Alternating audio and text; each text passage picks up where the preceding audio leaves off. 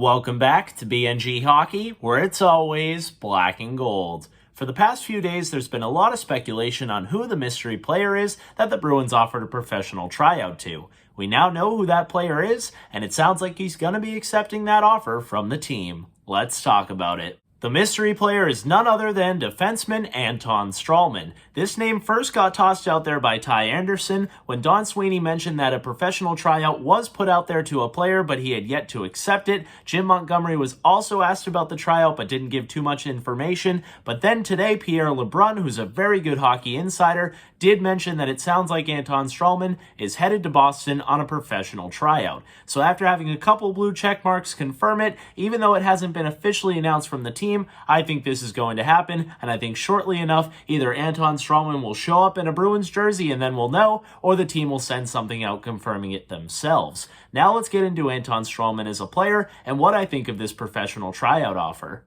Anton Stralman is a 36-year-old 5'11" right shot defenseman, originally selected in the 7th round of the 2005 NHL Draft, 216th overall by the Toronto Maple Leafs. He's best known for his time with the Tampa Bay Lightning, but he's played for a total of 6 teams including the Leafs, the Blue Jackets, the Rangers, the Lightning, the Panthers, and most recently, the Coyotes. In 74 games last season with the Coyotes, he scored 8 goals, 15 assists for a total of 23 points, and was a -16, which on the Coyotes really isn't that bad.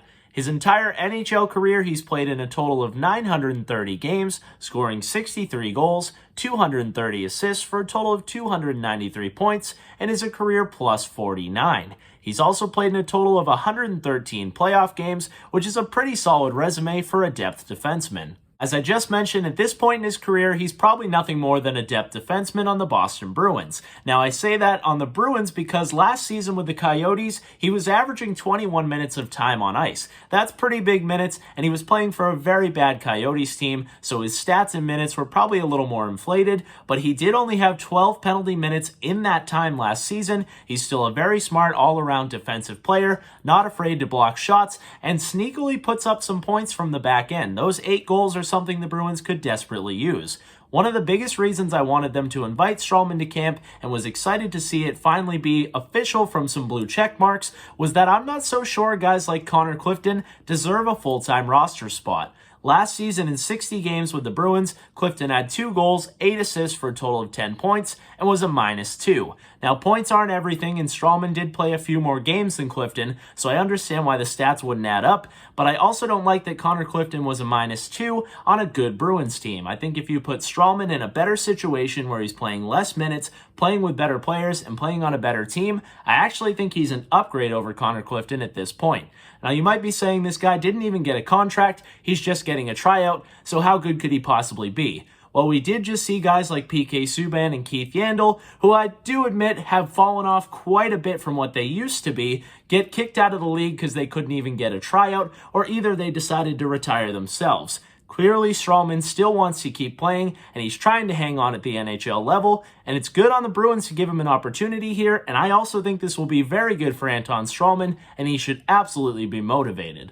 There's a big opportunity here with Charlie McAvoy and Matt Grzelcyk being out to start the season. Now that's for everyone on the Bruins blue line, whether it be new signings like Connor Carrick, younger guys like Jack Ashan, or guys that have already been here like guys like Zboril and Clifton. But adding in Anton Stralman is good for competition, and as I mentioned before, I actually think he could end up being an upgrade. The Bruins' right side is pretty weak. It's Carlo and Clifton right now, and then it's going to be guys who normally play the left side moving over to the right. Now, Zboril's actually pretty good on the right side, so he should probably be fine, but I don't love the idea of guys like Mike Riley, who hasn't played too well on the left side, moving over to the right side. I think that's a little bit scary, so adding a guy like Stralman, who's a natural right-shot defenseman, to give you more depth, I think is great for the organization. And if he does end up impressing the Bruins and signing a contract with them, you can never have enough defensemen, and having a right side when everybody's healthy of McAvoy, Carlo, Stralman, and Clifton is pretty good depth. And then you get into the guys like Connor Carrick on that right side, and you have really good organizational depth.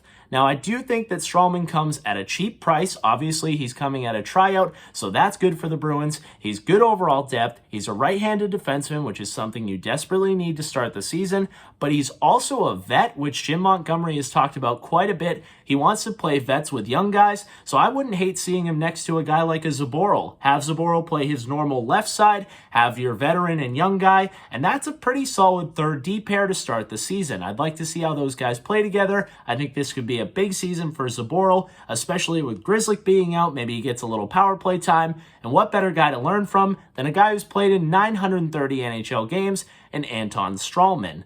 I also think he's pretty motivated for a cup run. This guy's played in 930 games, 113 playoff games, and never won a cup.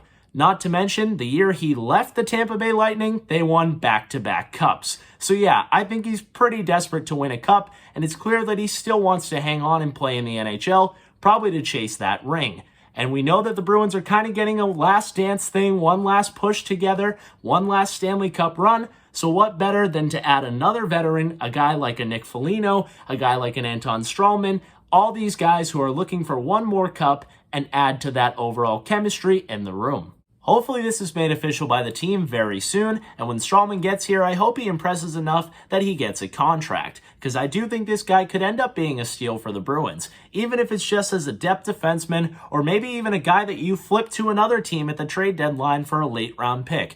These kind of depth defensemen move all the time. It's always something that every team needs, especially around playoff time. This player is motivated. He picked you. He did take some time to think about it, but clearly he thinks it's a good opportunity here with McAvoy being out, and he probably thinks it's the best chance to win if he does end up signing a contract with the Bruins. I think he'd be a perfect fit with the room. He's a great locker room guy and still has some gas left in the tank, even at age 36. So let me know your thoughts on this professional tryout offer by the Bruins. Do you like Stralman? Do you hope he comes to the team? And do you hope he signs a contract with them to play this season? Leave all that down below in the comments. If you enjoyed this video, make sure to give it a big like, and if you haven't already, subscribe.